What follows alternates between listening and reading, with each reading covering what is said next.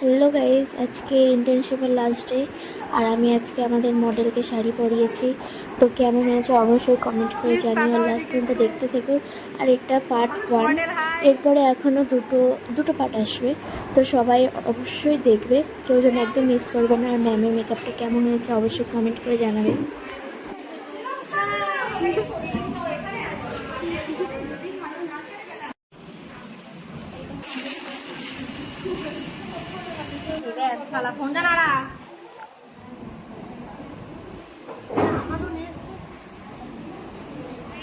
Ludo খেলছে আমাদেরকে বাদ দিয়ে।